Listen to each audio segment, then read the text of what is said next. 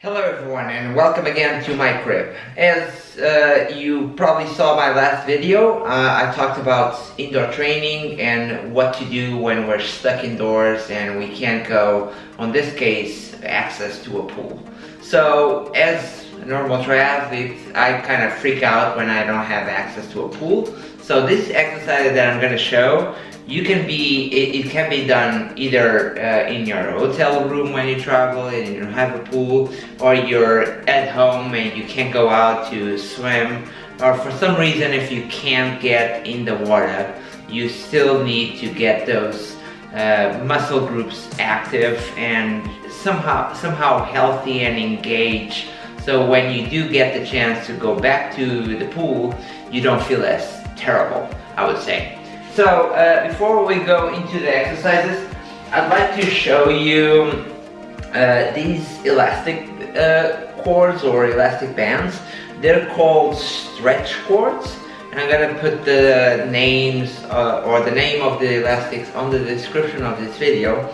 And why I would like to talk about them is that basically they simulate, if you're aware of the battery trainer, so they simulate the pool when you swim because they have paddles. You can just fit the paddles, and they have a hook on the other extreme, and so you can just hook them up to a door or to a balcony, to some kind of stairs, and you can just simulate the stroke of when you swim. Obviously this is not the same as feeling the water going through your forearm, but it does do a pretty good job at strengthening and just keeping those muscles engaged. And the other thing I'd like to talk to mention is swim fitness and run fitness do pair along nicely with each other. So run fitness is swim fitness, so that's why you see a lot of runners, or swimmers, doing a lot of running as well, because the aerobic capacity you develop when you run does translate into swimming. Although swimming does have the specific and technical component to it, you get a good cardiovascular exercise from running, which will eventually apply to swimming as well. Okay, so on to the exercises. The first exercise that I want to show you, or the first two exercises that I'm going to show you, they're basically meant to engage your core when you swim.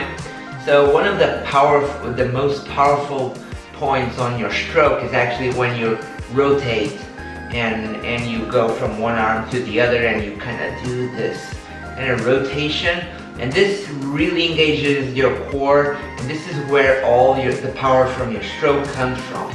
The other big group of muscle that you want to engage and keep active and always active is the lats. So the big back muscles that are really specific to pulling, they're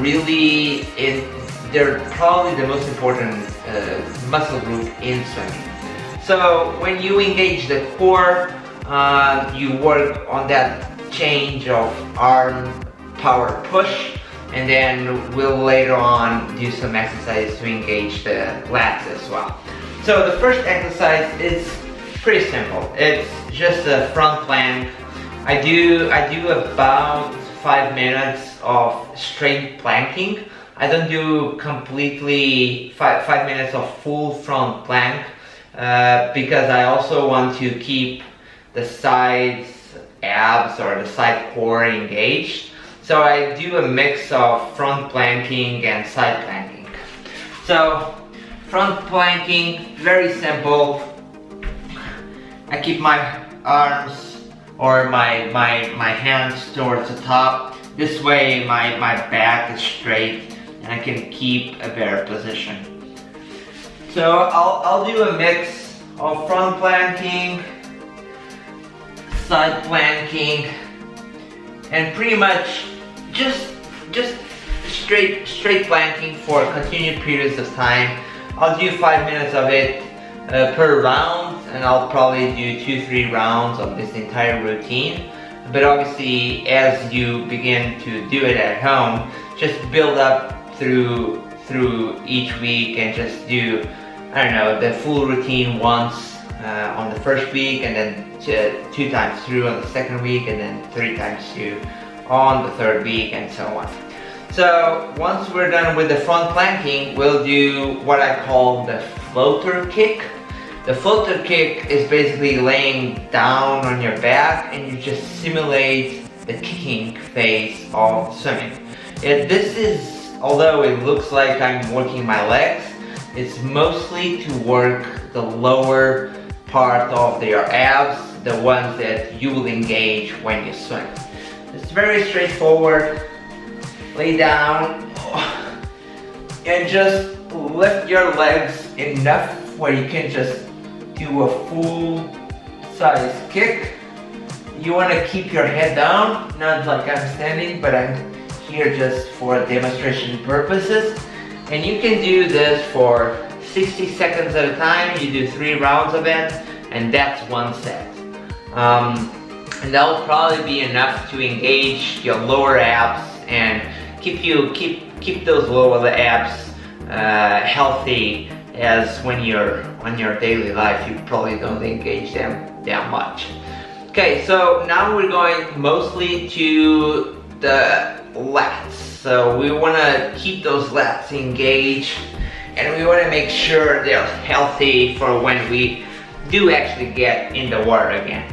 So the first exercise that I want to show is somewhat of a extension plank. I call it the extension plank because you start as kind of a straight arm plank, but obviously, when after this position, you reach out to the front, you hold on for a little bit, and you go back to your initial position. When you reach to the front, you should feel like your lats here are kind of trying to engage. So you want to reach as far as possible, hold for 5-10 seconds, and come back to the initial position.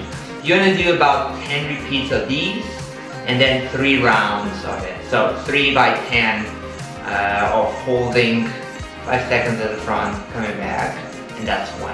Okay? So once we're done with this third exercise, we're going straight into one that really works your back. So I'm gonna first demonstrate and then I'll explain. Demonstrate. Straight. So elbows here, and then the elbows push up, down, up, and down. Okay? So now I'll explain. So when you're laying on this position, your elbows are against the floor. They should be aligned with your shoulders, and the only engagement you do, or the only strength, comes from pushing the elbows against the floor. Okay? So the movement is kind of like, if you look at it from the side, it will be something like this. Okay? Don't try to use your head or your neck to push up.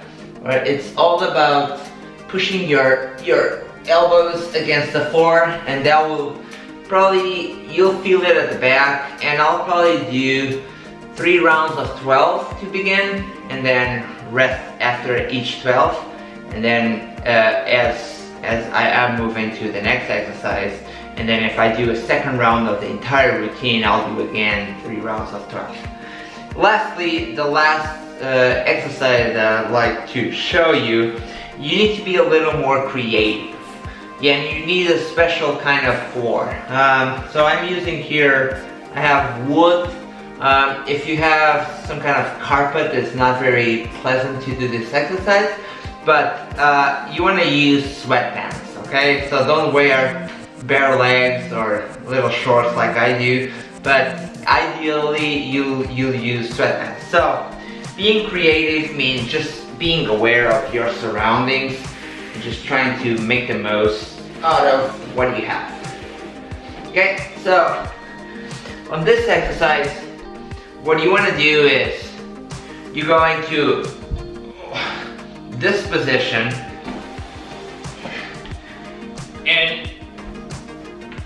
you straighten your arms, you get your neck into a neutral position, and the only strength you do is pulling, okay, your body, only using the strength of your arms, okay? So neck into a neutral position, and pull up, and back down, okay? So this pretty much simulates the stroke without having any special equipment. This is not a very pleasant exercise if your floor is not wood, but if you have ceramic or something that really helps you slide, it makes it really easy to do the exercise, and you'll feel after a few, you'll both feel on the core, because when you go into the straight up position, you feel it a little on the core, and you feel your lats like really working to make sure your body moves forward. Okay, so these are my 5 exercises to do at home. Some are limited with access to pool, and hopefully this will help you keep your form, so when you actually get to go back to the pool, you don't feel as tired or not as out of shape. Thank you for watching, and keep up with the news by subscribing my channel, or just drop some comments or questions in the comments area, and I'll try to get back to you. Thank you.